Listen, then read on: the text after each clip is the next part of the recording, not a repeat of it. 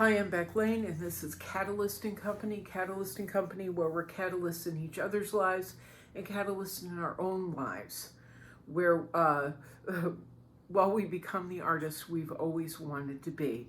A couple of things. I just made a video a couple of hours ago, and I had Queen as a backdrop, and we talked about her and art and stuff, and the art movements that are happening now. And I honestly forgot that I had left her up there until I turned on the camera. So she's going to be staring over my shoulder. Again, an interesting point that's a non sequitur. She is going to be the backdrop for a talk I'm giving in about 9-10 days with a college class in Rhode Island. And it's actually a forum that I've done before. I like doing talks and, you know, interacting with students and classes, and, you know, it makes me very pleased when I find out that my videos, sometimes as maudlin as I have been, are shown in college classes, at universities, and in high schools and middle schools, especially the ones where I'm not swearing. You know, that they're shown so much, but it's really terrific to be involved in any way with people, especially so far away. How fortunate are we that we have that technology now, that we can do that. We can do a video chat like the Jetsons. Anyway, point number 2, in the last video also, not only did we have Queen, but we talked about mantras, and it was something that I really don't talk about. I don't ever talk about with anyone. To me, it is so personal that it's like being naked in front of the camera, and no one wants to see me naked. I don't want to see me naked. So it's very hard for me to be that raw, not to be that raw, but to, I talk about so much in these videos, but that is so highly personal. Mantras and the things that I do while I'm trying to turn myself around so that I can turn my art around and my career around and actually build a career. It's so deeply personal that it hurts. But, you know, here we are in Catalyst & Company trying to help each other. So we will be quasi-naked, maybe with our pants off at least, and try not to be embarrassed about it. But why don't we do that mantra that we talked about in the last video? Why don't we take a minute and do that mantra now? Remember the words. I am that. I am that. First it's I am. I am. Make the statement. Pronounce your presence in the world. Claim your stake in this world as an artist or whoever you are. I am. I am that. And we talked about I am, that. The thoughts in my head aren't coming out of my mouth, but one of my newer mantras is I love that I am. I love that I am. I love that I'm an artist. I'm a real artist. I love that I'm a real artist, a true artist. I love that I am a true artist. I love that I am a painter. For me, it's something I've wanted my whole life, and it's dawned on me recently, I kind of am the person I've always wanted to be, or I am almost there. I love that I am a painter. Now let's add a little bit of a boost onto that mantra. And this is stuff that I do while I'm painting. It's stuff that I write in the morning, in the afternoon, in the evening, when I start to feel blue again. I've been writing mantras for a very long time, but now I'm really feeling them, and I want to share that with you. I want you to feel the same way. Feel powerful, feel true, feel honest, feel connected. So So let's do it. Ready? I love that I am an artist. But I am going to add one more word in, as I said.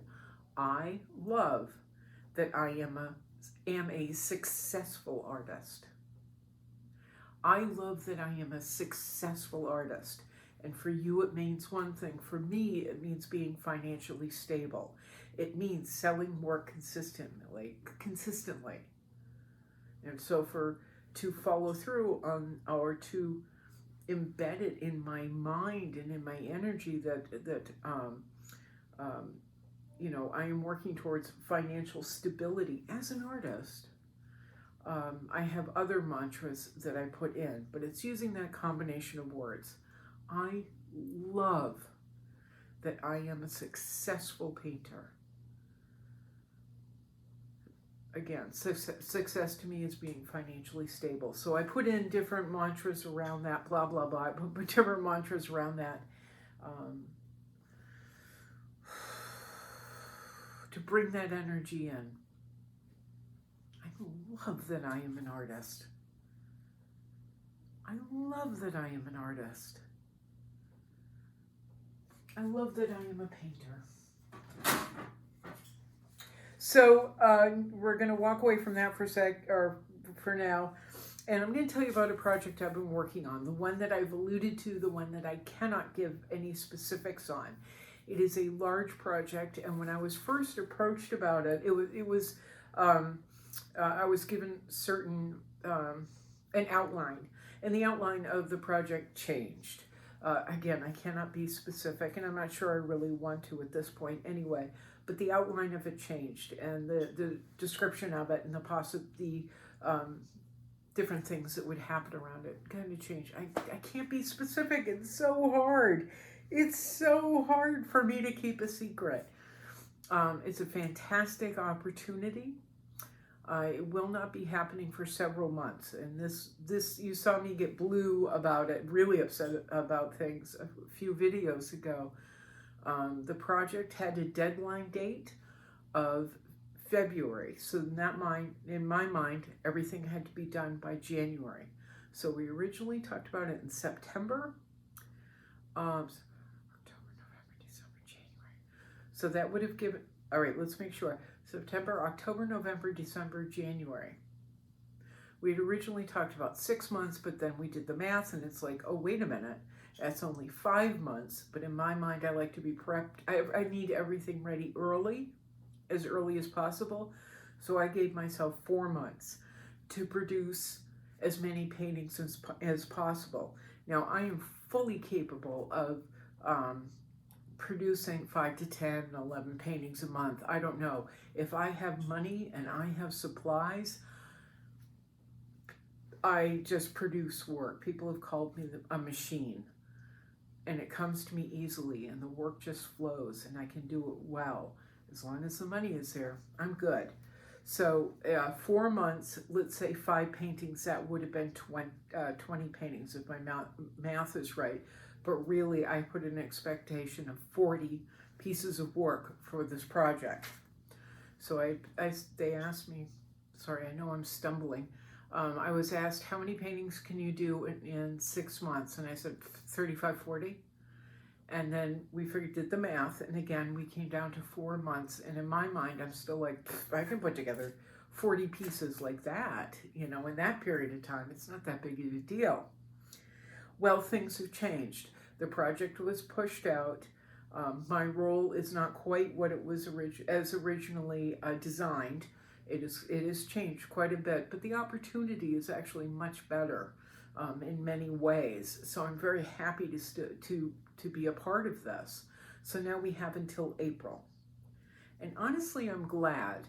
I'm glad the project was pushed out, because it's given me time to really think instead of just producing paintings.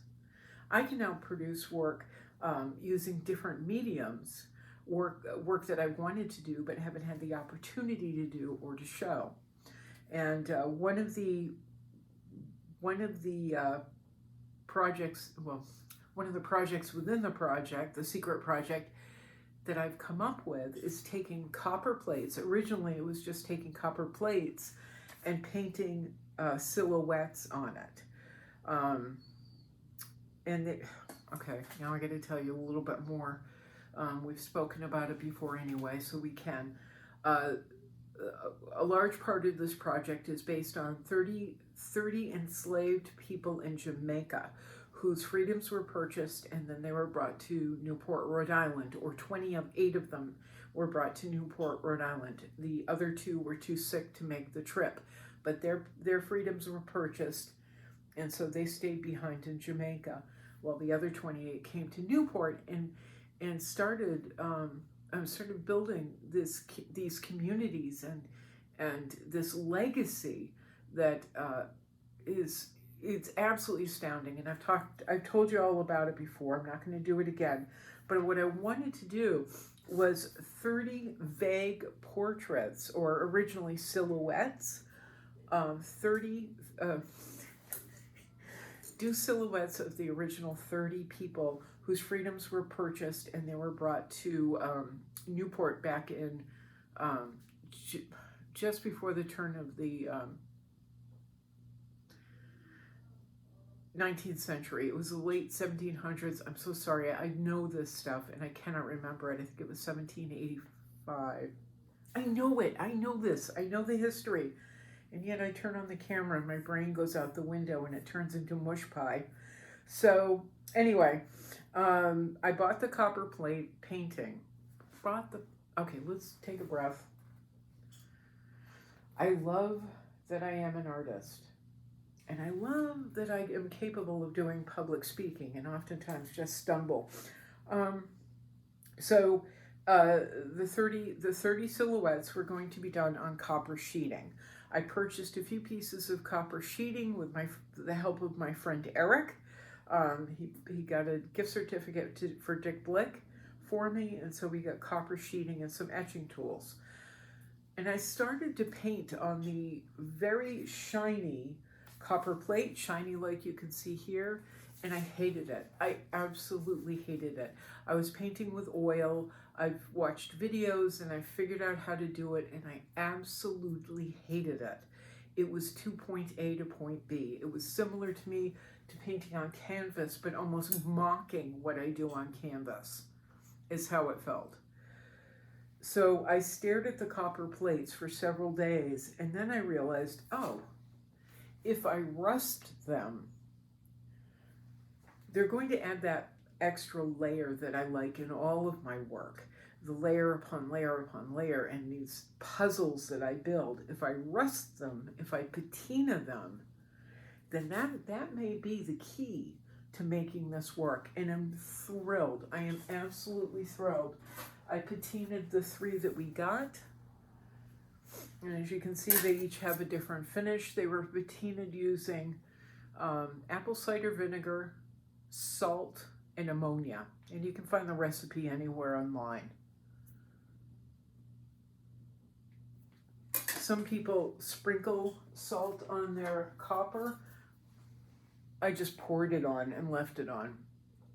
I washed, all right, I'll give you the recipe. I cleaned the copper using stuff. What did I use? Rubbing alcohol, I think. And then, for some reason, mineral spirits. And then I dipped them or washed them in in white vinegar. And immediately, because white vinegar isn't going to absorb into copper, of course, I left pools of white vinegar on the copper and then put salt on top.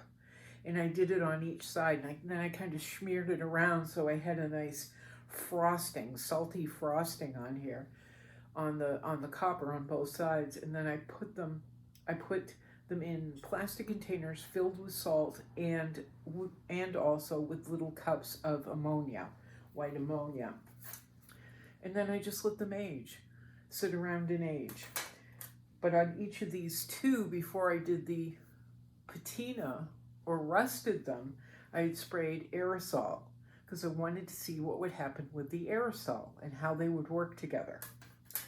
And I think they work together pretty well. This one I sprayed the aerosol over the top I wanted to see how the aerosol worked over the patina. Not particularly thrilled with it. I like this side much, much, much better. It has a more aged feel that we're going for. Now on top of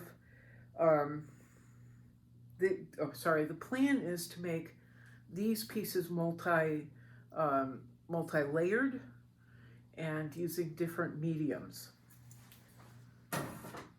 So I'm not going to paint the portraits or the silhouettes. I'm not doing a silhouette because doing a silhouette of an African or African American or brown or black skinned woman people is derivative of Carol Walker, K-A-R-A Walker, Carol Walker. So I'm not going to be doing silhouettes. It would be disingenuous, it would be copying, and it would make me feel sick to my stomach to allude to something or pretend that I had come up with the idea by myself when Carol Walker is a complete genius with her silhouette cuts. Instead, what I'm doing, and you'll have to excuse me, is this is a very rough portrait. I'm not used to working this small yet. I'm taking old book paper because this family, their success, their legacy revolves around education. I'm taking old yellowed old book paper, and I'm going to be drawing and painting portraits on the paper. Again, she is very crude. I had one of these all done and prepared and ready to show you, but as usual, it went awry, and I may have vacuumed up the little portrait that I painted several days ago. So what I'm going to do, once I've painted the portrait,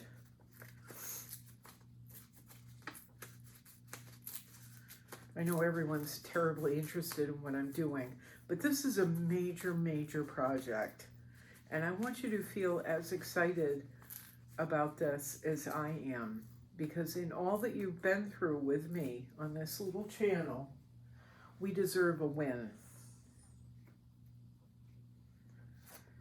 Oops. So what I'm doing is taking the portrait, and instead of using scissors to cut around it, which again would be it would be creating a traditional silhouette and at the same time kind of copying Carol Walker, I'm just tearing it. And what I will be doing on all of them, including the one that I think I did vacuum it up, is aging the edges with brown paint. But I want to leave some of the print showing through, so it's clear this is a book page. I'm hoping, up north I have a huge collection of Webster dictionaries. They happen to be my favorite. And I only have one or two here. So I have to go to different thrift shops and bookstores eventually and start finding dictionaries, because that's really what I want to use, are dictionaries. So this is essentially what we'll have.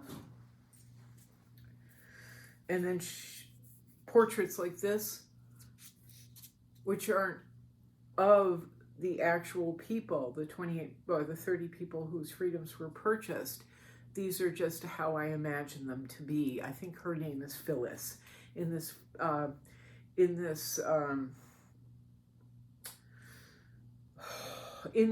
mix of 30 people, there were several Phyllises, and there's one that I'm just enamored with. There's several people that we have histories on that I'm just enamored with them. So we'll be applying the paper portrait, oh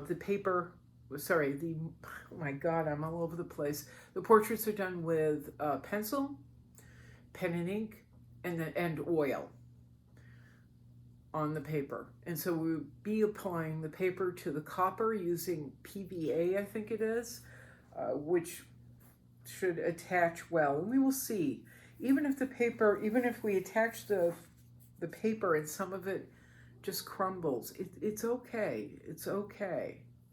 Because on top, we will have the first name of the person. Then down below, we will have their middle and last name, if we have that information available, as well as their birth date, their death, and also what they accomplished in life. We only have synopsis of their life.